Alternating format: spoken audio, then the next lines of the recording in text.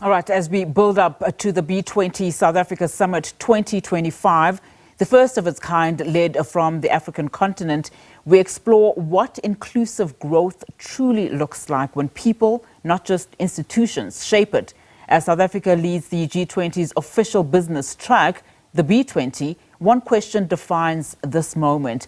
Can economic growth be meaningful or even sustainable if ordinary people aren't part of shaping it? To speak more on this, let's now welcome Celiwe Ross, Group Chief Human Capital and Corporate Affairs Officer at Old Mutual Limited. Celiwe, thank you so much for your time and good afternoon to you. So we keep hearing that this is Africa's global moment. I mean, from your vantage point, what makes this leadership moment fundamentally different from previous years, Celiwe, especially on just how South Africa's B20 leadership is shifting economic conversations? No, for sure. Thank you so much for having me on SABC. It's a great privilege to be here. And thank you for the opportunity to share what we at Old Mutual are doing around the B20 and G20 Summit this year. I think you're right.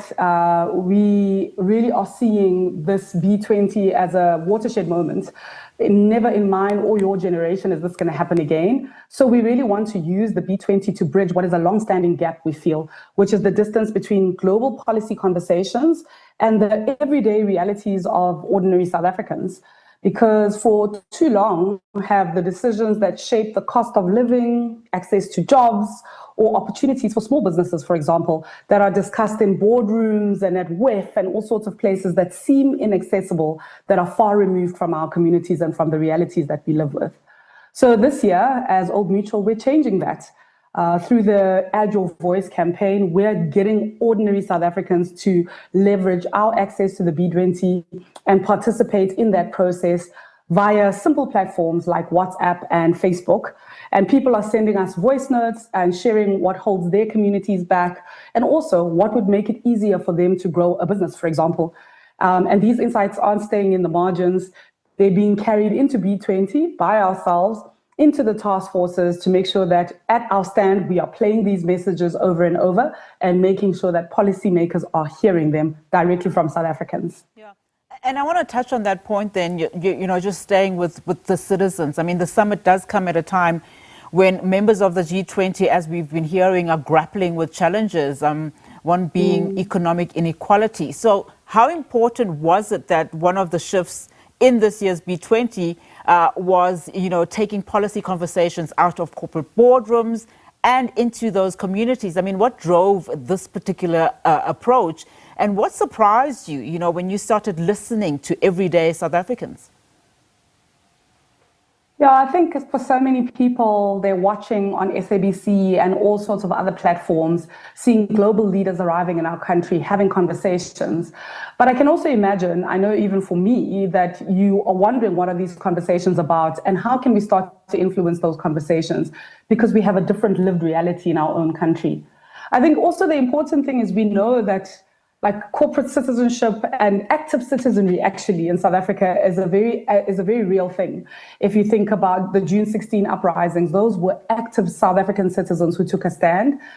Just like the Women's March to the union buildings that we celebrate every Women's Day was about active citizenry, women who were taking a stand. We know that this exists within ourselves as South Africans. So we really want to be able to democratize our access. We have a seat at the table. We will be attending the B20 and G20, and how do you ordinary South Africans leverage our seat, leverage the conversations that we are having and be present in the B20 and G20 with us so that they can shape policies that are shaped by lived experiences, not just data or insights gathered externally, so that we can enable small businesses to survive, not just survive actually, but to be able to scale themselves and also help young people be able to create pathways, real pathways into the workplace.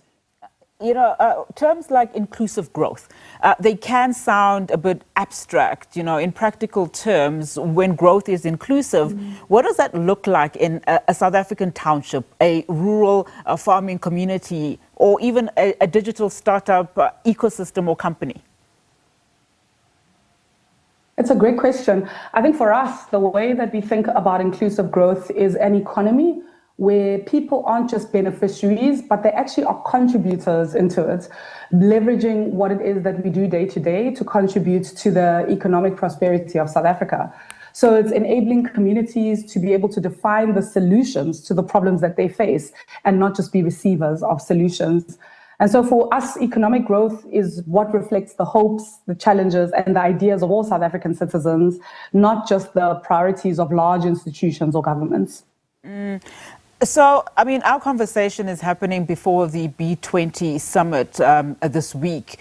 We know that the 8 B20 task forces have jointly presented, I think, over 30 they say evidence-based recommendations that will then be presented at the Leaders Summit. For someone who's outside of finance, what are the 2 or 3 even recommendations, that could directly impact the everyday South African in the next few years? I mean, we're talking about just ordinary South African citizens, but we're also talking about small business owners and those that are driving the township economy. Maybe give us those examples. 100%. So we're really trying to make this as practical and as accessible as possible and focusing on where we believe investment is needed. So decision making, but also investment that's needed so that inclusion can actually unlock growth.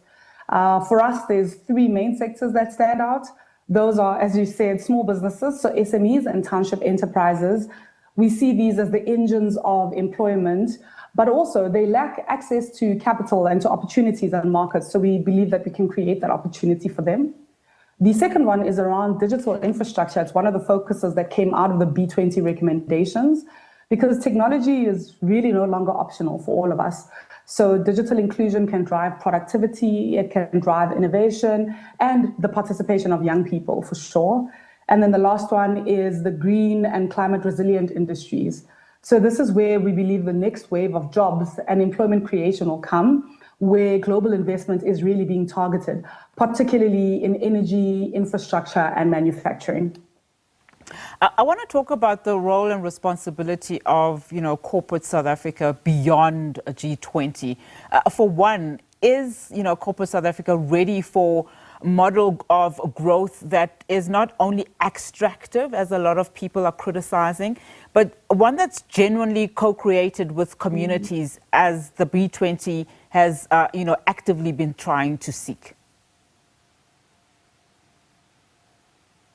Yeah, I think the time is now for that sort of active citizenry, for corporate South Africa to partner with South Africans at large in the conversations that we get to be a part of on the global and local stage, so that those decisions don't just reflect the realities of corporate executives, for example, but take the insights of regular grassroots South Africans who really need these policy decisions to change their reality.